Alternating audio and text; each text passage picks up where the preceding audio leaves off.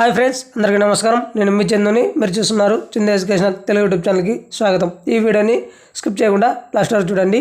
ఏపీలోని పలు జిల్లాల్లో భారీ వర్షాలు.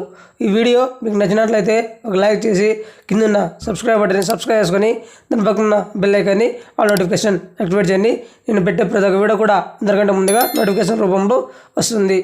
ఏపీలోని పలు జిల్లాల్లో వర్షాలు. బంగాళాఖాతం ద్రోణి ప్రభావితంలో తమిళనాడులో భారీ వర్షాలు పడుతున్నాయి.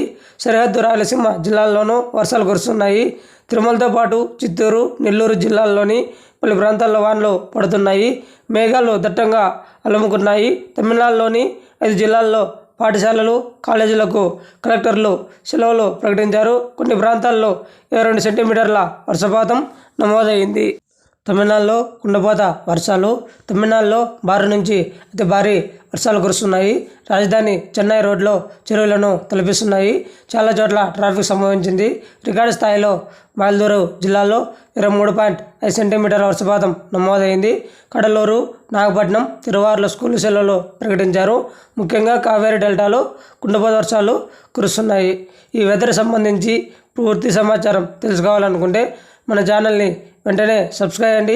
అదేవిధంగా మీ ఫ్రెండ్స్ అండ్ ఫ్యామిలీకి షేర్ చేయండి. Thank you for watching video. జై హింద్.